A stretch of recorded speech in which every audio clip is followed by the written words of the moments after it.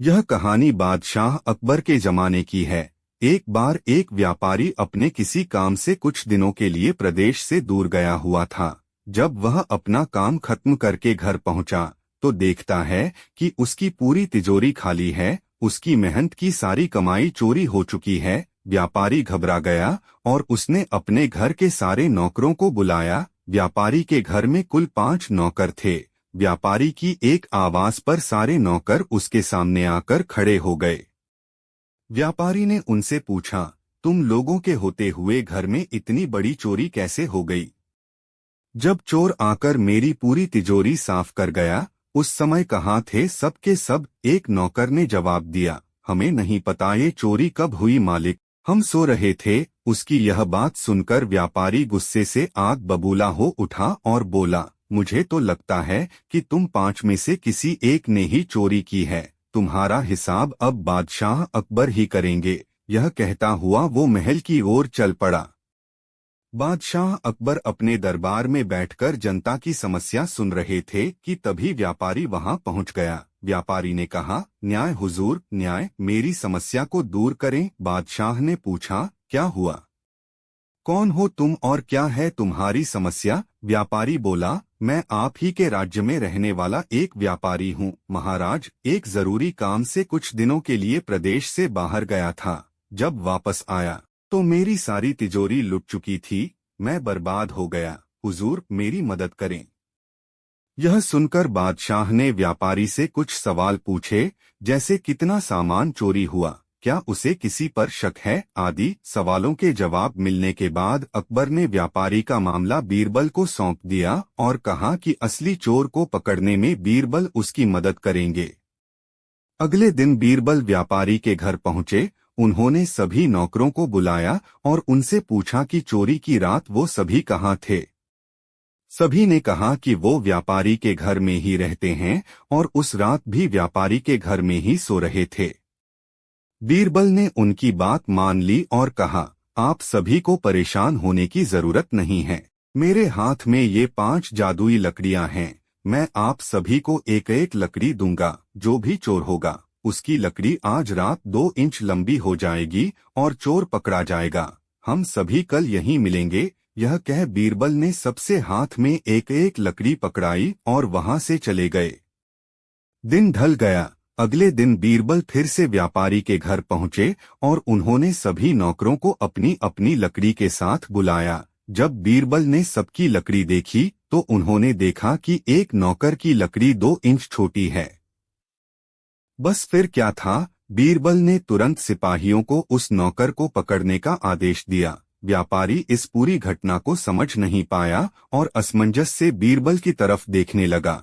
बीरबल ने व्यापारी को समझाया कि कोई लकड़ी जादुई नहीं थी, लेकिन चोर को इस बात का डर था कि उसकी लकड़ी 2 इंच बड़ी हो जाएगी और इस डर से उसने अपनी लकड़ी को 2 इंच काट दिया और वह पकड़ा गया। व्यापारी बीरबल की चतुराई से बहुत प्रभावित हुआ और उसका धन्यवाद किया।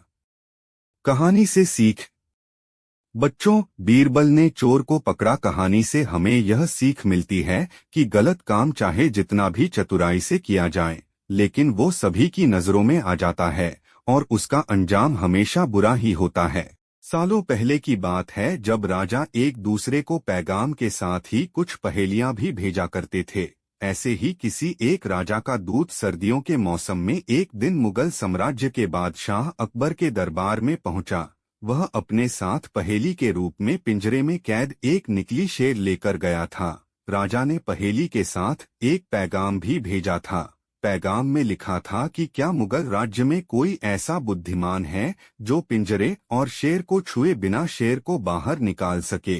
अब मुगल सम्राट अकबर सोच में पड़ गए कि आखिर शेर और पिंजरे को हाथ लगाए बिना भला शेर को कैसे बाहर निकाला जा सकता है। पहेली के साथ भेजे गए पैगाम में यह भी साफ लिखा था कि पिंजरे से शेर को बाहर निकालने के लिए एक व्यक्ति को एक ही बार मौका मिलेगा। अकबर काफी परेशान हो गए। उन्हें लगा कि यह तो बहुत मुश्किल है और अगर शेर को पिंजरे से बाहर नहीं निकाल पाए तो मुगल राज्य की काफी बदनामी भी होगी। ये सब सोचते सोचते उन्होंने दरबार में मौजूद सभी की तरफ देखते हुए पूछा, है कोई जो इस पहेली को सुलझा सके? लेकिन हर कोई इसी सोच में डूबा था कि आखिर यह संभव कैसे हो सकता।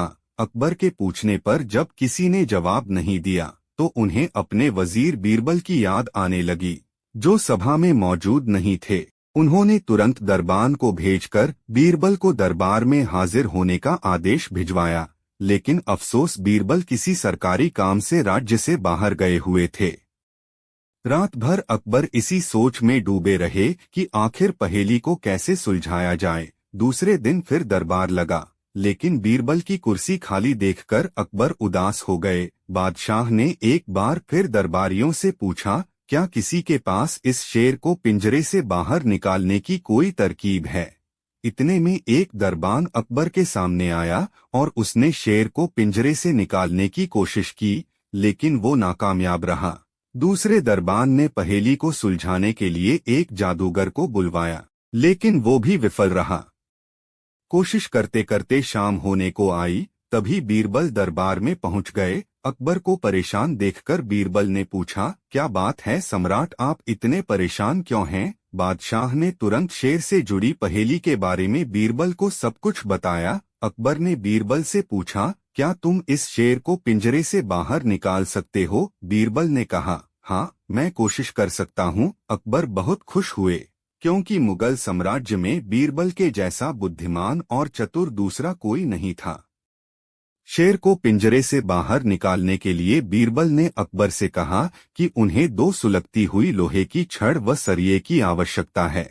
शहंशाह ने तुरंत इसकी व्यवस्था करने को कहा। जैसे ही बीरबल को लोहे की छड़ मिली तो उन्होंने पिंजरे को छुए बिना छड़ को अंदर पहुंचाकर उसे नकली शेर पर रख दिया। शेर लोहे की गर्म छड़ के स्पर्श में आते ही पिघलने लग गया, क्योंकि वो मोम का शेर था। देखते ही देखते पूरा शेर मोम के रूप में पिंजरे से बाहर निकल गया। बीरबल की इस अक्लमंदी पर अकबर बहुत प्रसन्न हुए। उन्होंने बीरबल से पूछा, अरे आखिर तुम्हें पता कैसे चला कि यह पिंजरे के अंदर मोम का शेर कैद है? बीरबल ने बड़ी ही नम्रता से जवाब दिया, हजूर, बस शेर को गौर से देखने की जरूरत थी। मैंने जब पहेली के बारे में जानने के बाद उसे गौर से देखा तो लगा कि यह मोम का शेर हो सकता है। साथ ही राजा ने यह भी नहीं बताया था कि शेर को कैसे बाहर निकालना है, तो मैंने उसे पिघलाकर बाहर निकाल दिया। इधर दरबार में बीरबल की जय जयकार होने लगी। उधर पहेली लेकर अकबर के दरबार पहुंचा राजदूत अपने राज्य वापस लौट गया और बीरबल के इस कारनामे के बारे में राजा को बताया। कहा जाता है कि उस दिन के बाद से राजा ने ऐसी पहेली भेजना छोड़ दिया था। मोम का शेर कहानी से सीख। अक्लमंदी से सब कुछ संभव है। हर जगह बल नहीं बल्कि बुद्धि का प्रयोग किया जाना चाहिए। दिमाग से हर समस्या का समाधान हो सकता है। एक किसान बहुत परेशान था। उसे अपने खेतों को सींचने के लिए पानी की जरूरत थी, इसलिए वह कई दिनों से अपनी जमीन के आसपास किसी कुएं की तलाश कर रहा था। इसी तलाश में वह घूम ही रहा था कि अचानक उसे एक कुआं दिखा। यह कुआं उसके खेतों से बहुत नजदीक था, इसलिए किसान बहुत खुश हुआ। उसने सोचा कि अब उसकी परेशानी खत्म हो गई। यह सोचकर वह खुशी खुशी घर चला गया।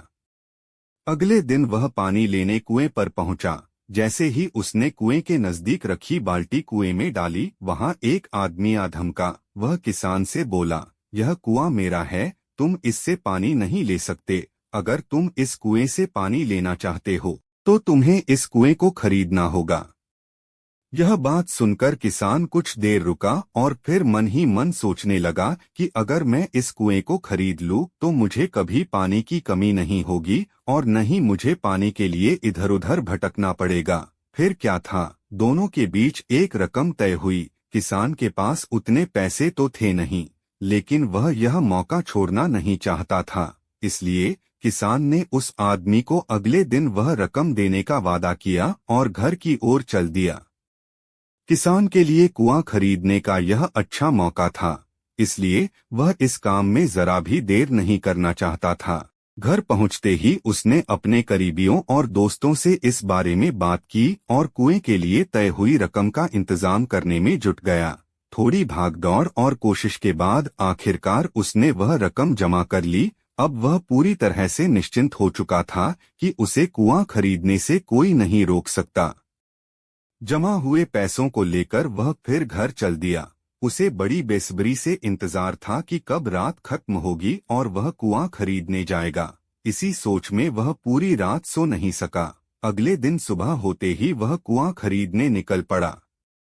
उस आदमी के घर पहुंच किसान ने उसके हाथ पर पैसे रखे और कुएं को खरीद लिया। अब तो कुआं किसान का हो गया था, तो फिर उसने पानी निकालने में देर नहीं की। जैसे ही किसान ने कुएं से पानी निकालने के लिए बाल्टी उठाई, उस आदमी ने फिर बोला, ठहरो, तुम इस कुएं से पानी नहीं निकाल सकते हो, मैंने तुम्हें कुआं बेचा है, कुएं का पानी अभी भी मेरा है। किसान मायूस हो गया और न्याय के लिए राजा के दरबार में शिकायत करने पहुंच गया।